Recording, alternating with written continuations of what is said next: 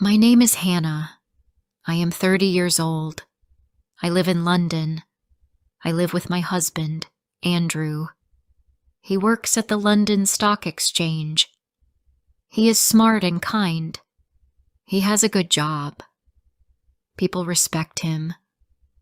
People like him. When we got married, I was happy. Andrew was good to me. He brought me flowers. He smiled at me every day. He made breakfast for me. He asked about my day. He always listened to me. But I changed. I stopped saying kind things. I stopped smiling. I got angry over small things. I shouted when he forgot something. I said his ideas were not good. I did not want to hear his thoughts. I thought I was better than him. He stayed quiet. He did not shout back. He did not fight. He just stayed calm. He looked sad, but he said nothing. Every day he looked more tired. Every day I said more bad things. I thought I was right. I thought I was strong. One night he came home from work. He looked happy. He said, "I got a promotion today." I looked at him and said, "Okay." He waited. He wanted me to say more, but I didn't. I looked at my phone. I didn't say, "Well done." I didn't smile. I didn't ask about it. He walked to the kitchen. I heard him put his bag down. He sat there alone. That was the first time I saw his joy disappear. He looked broken. After that, he stopped talking much. He still went to work. He still did his job at home. But he didn't laugh. He didn't ask me about my day. We sat at the same table, but we didn't talk. We lived in the same house, but it felt cold. I did not try to fix it. I stayed quiet too. Sometimes I looked at him and thought, why is he so cold now? But I did not look at myself. I did not see my own mistakes. One Saturday, I was cleaning the table. His phone was there. A message came in. The name on the screen was Isabelle. I didn't know that name. I picked up the phone. The message said, "Thank you for meeting me. It felt good to talk again." I felt strange. My hands were cold. My heart beat fast. I did not know who she was.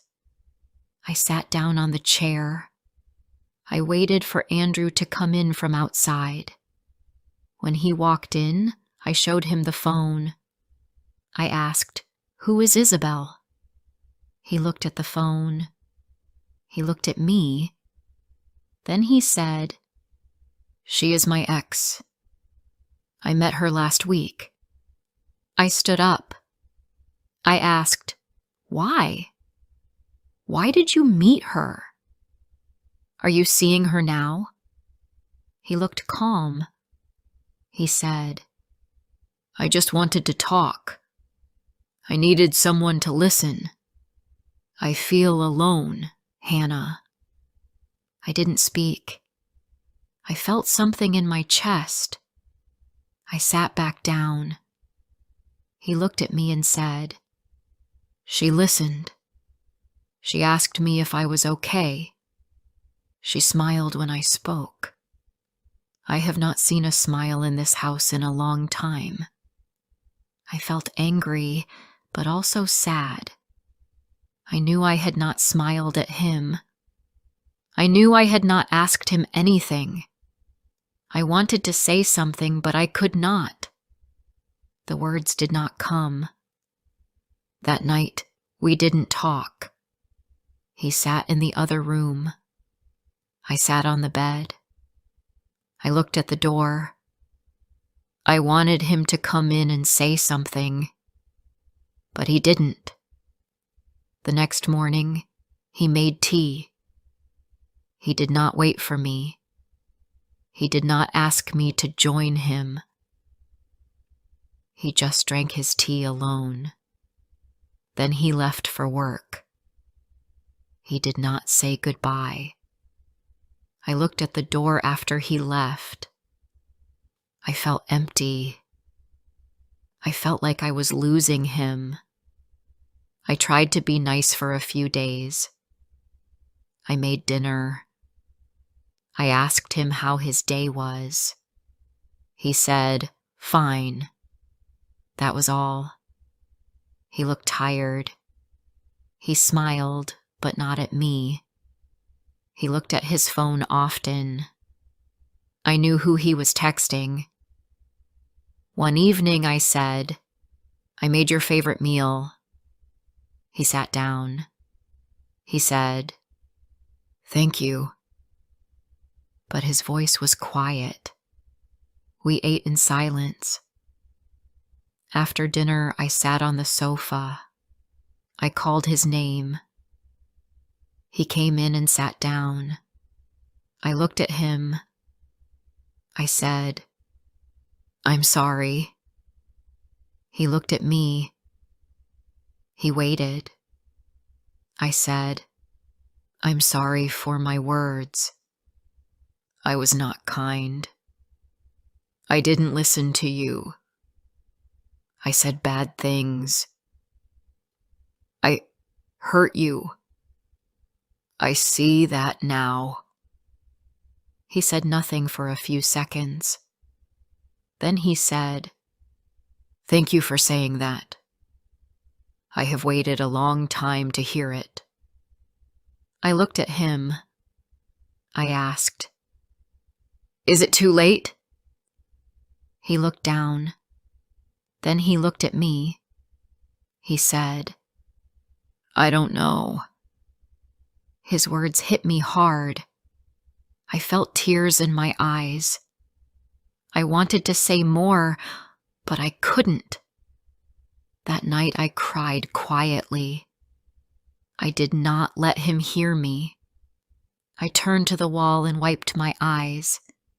I thought about the past. I thought about our happy days. I thought about the jokes, the smiles, the long walks. I remembered how he used to bring me small gifts. I remembered how he waited for me when I was late. I remembered the way he looked at me with love and care. That look was gone now. The next few days were hard. I tried to talk to him. I said good morning. I made his tea. I washed his shirts. But he stayed far. His body was there, but his heart was not. One night I asked, "Do you still love me?" He looked away. He said, "I don't know how I feel anymore." That hurt more than anything. I wanted to say, "Please don't leave," but I didn't. I knew I had pushed him too far. I had closed the door. Now, someone else had opened one for him. I started to see myself in the mirror. I looked different. My face looked tired. My eyes looked lost. I saw a woman who forgot how to be kind. I saw a woman who broke her own home with her words. Andrew still came home every night, but he didn't talk much. He ate dinner. He worked on his laptop. Then he went to bed. One day he said, "I might go away for a few days.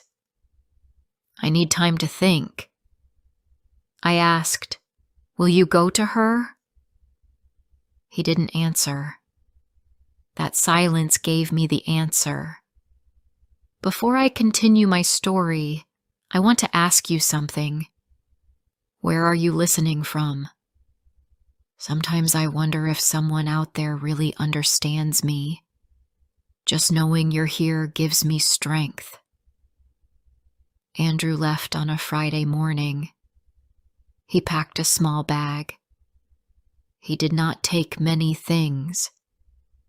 He said he would be gone for a few days. He did not say where he was going.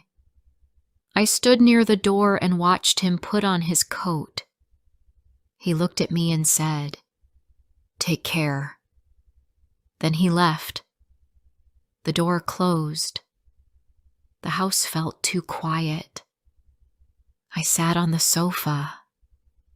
I did not know what to do.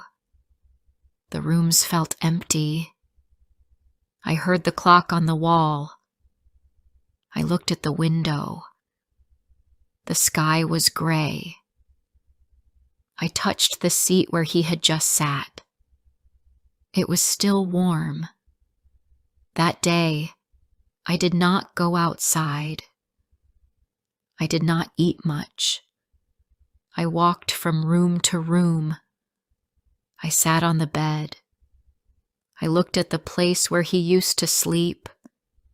I looked at the table where we ate dinner. I saw his coffee cup in the sink. I did not touch it. I wanted to feel close to him. At night, I could not sleep. I turned from side to side. The bed felt too big. I looked at my phone. I wanted to message him. I wanted to ask, "Are you okay?" But I did not. I was afraid he would not answer. I closed my eyes and cried. The next morning, I woke up early. I made tea and sat at the kitchen table. I thought about him. Was he with her? Were they talking and laughing? Was he happy now? These thoughts hurt me, but I could not stop them. On Sunday, I went to the market. I saw people walking with their families. I saw couples holding hands. I walked alone. I felt small. I bought some bread and milk. I came back home and sat near the window. I started to think about the past. I thought about our first year of marriage. We were close. We talked every day. We went on walks in the park. We watched films on the sofa. We laughed. He held my hand. He kissed my forehead. He looked at me like I was his whole world. Now, I could not remember the last time we laughed together. I forgot when he last touched my hand. I forgot when he last called me love. I remembered one time, 2 years ago, he made a nice dinner for me. It was not a special day. He just wanted to make me smile. I came home from work. I was tired and cold. He had candles on the table. He smiled and said, "Sit down. I made something nice." I looked at him and said, "Why did you waste time on this?" "I'm not hungry." His face changed. He looked down. That was the night I broke something in him. I never said sorry. Not once. I thought it was nothing. But now, I see it was everything. On Monday, I called my friend Sarah. I told her everything. She listened and then said, "Hannah, I love you, but you were not kind to him. He waited for so long. Maybe now he is just tired. Her words hurt, but I needed to hear them. 3 days passed. Andrew did not call. He did not send a message. Every sound made me look at the door. I waited, but he did not come back. On Thursday night, I went to the bedroom. I saw his shirt on the chair. I picked it up and held it close. It smelled like him. I sat on the bed and cried again. That night, I sent him a message. I wrote, "I miss you. Please come home." I looked at the screen. I waited for a reply. 1 hour passed. 2 hours. Nothing. I put the phone down and closed my eyes. The next morning, I woke up and looked at my phone. Still nothing. No message from him. I felt pain in my chest. I felt scared. I went to work that day, but I could not think. I made mistakes. I gave the wrong file to someone. I dropped my pen twice. My manager asked, "Are you okay?" I said, "I'm just tired." But that was not true. My heart was breaking. When I came home, I checked the phone again. Still nothing. I sat on the floor. I asked myself, what have I done? What if he never comes back? I started to clean the house. I wanted to feel busy. I wanted to feel useful. I cleaned the kitchen, the bedroom, the living room. I found an old photo of us in a drawer. We were smiling. He was holding me close. I touched the photo. I cried again. On Saturday, my phone rang. I picked it up fast. It was him. "Hello?" he said. I could not speak for a moment. Then I said, "Andrew, where are you?" He said, "I'm at a hotel. I needed space." "Are you alone?" I asked. "Yes," he said. "I met Isabelle once. That's all. I'm not with her now." I took a deep breath. "I'm sorry," I said. "I know," he said. "I heard your message, but I don't know what to do now." "Do you still love me?" I asked. He was quiet for a few seconds. Then he said, "I don't know. I want to, but I'm hurt." "I understand," I said. "Please come home. Let's talk. Just talk." He said, "Okay. I'll come tomorrow." That night, I cleaned again. I made the bed. I washed his cup.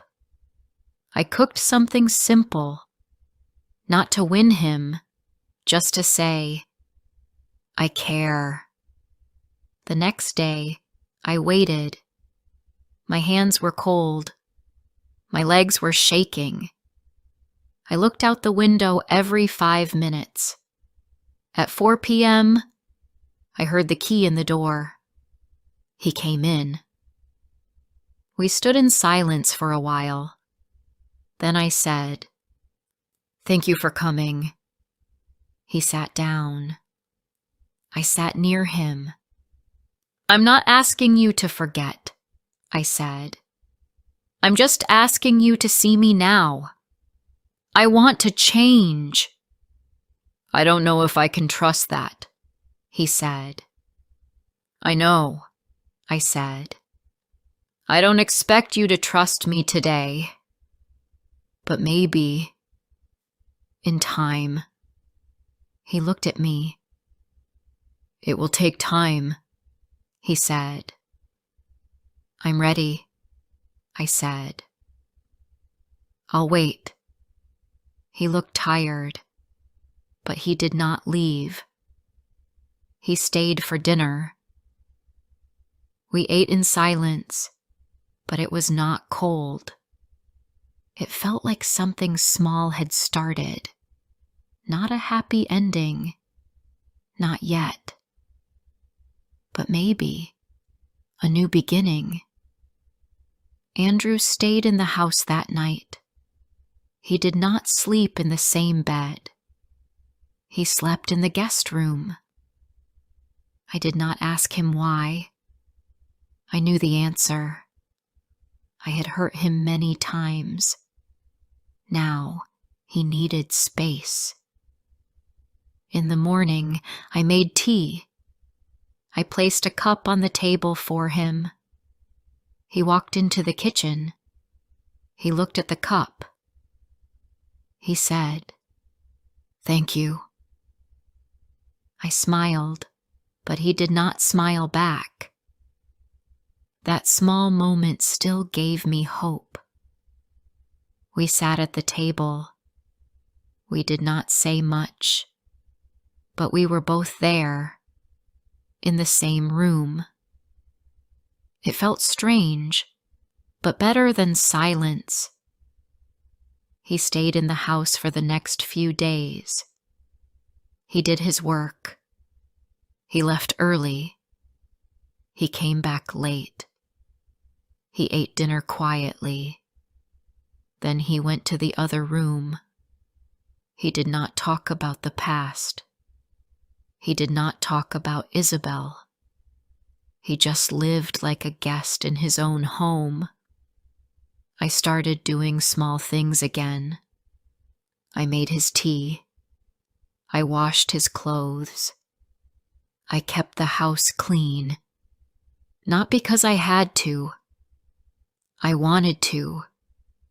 I wanted him to see that I cared. I did not ask for love. I just gave care. One evening, I made soup. I placed it on the table and said, "You don't have to eat if you don't want to." He sat down. He took a bite. Then he said, "It's good." I looked at him. He looked tired, but not cold. I said, "I think about the past a lot now." He did not speak. I said, "I think about the way I talked to you. I think about the nights I made you feel small. I'm not proud of that." He looked up and said, "Why now?" "Because you left," I said. "Because you met someone who showed you peace. I saw what I was missing and what I was breaking."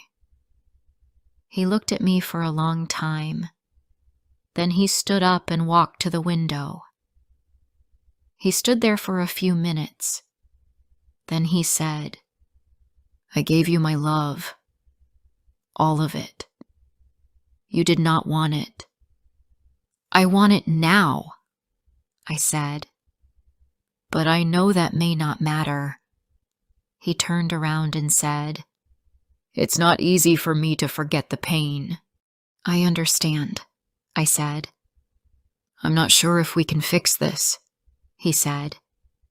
"Even if we can't," I said, "I want you to know I learned something. I learned how easy it is to lose a good person, and how hard it is to live without him." He did not say anything more that night. The next morning, he packed his bag. He said, "I'm going to stay with a friend for some time. I need to think." I nodded. I didn't cry. I wanted to, but I didn't. I said, "Take your time." He looked at me. For a moment, I saw the old Andrew, the one who smiled at me, the one who waited for me. But then he turned and walked out the door. I sat on the sofa. I looked at the clock. I listened to the sound of my own breath. I was alone again. Days passed. I went to work. I cleaned the house. I cooked for one. I watched old shows on the TV, but everything felt quiet. I waited for his message. I looked at my phone many times, but there was nothing. One day, I went for a walk. I sat on a bench and watched the birds. An old woman sat beside me. She said, "You look lost." I said, "I made many mistakes." She smiled and said, "We all do. What matters is what you do after." That night, I thought about her words. What would I do now? I could cry forever. I could beg Andrew to come back. But maybe the truth was this: some damage cannot be undone. A week later, I got a letter from him. Just a short one. It said, "I need to move out for now. I will send for my things later. I hope you take care of yourself." I held the letter in my hand.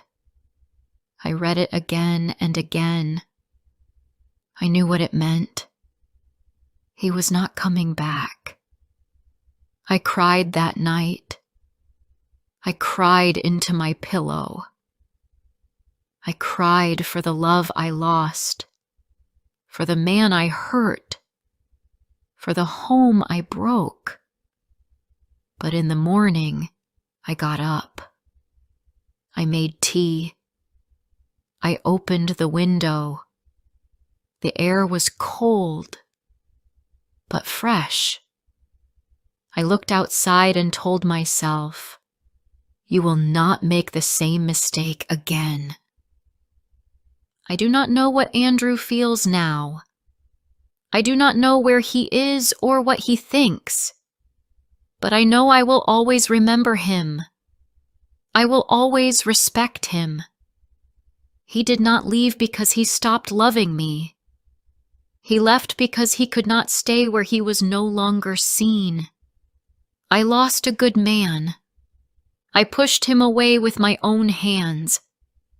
That truth hurts, but I hold it. I own it. I do not want pity. I just want others to hear my story. Maybe they will speak kinder. Maybe they will listen more. Maybe they will not wait until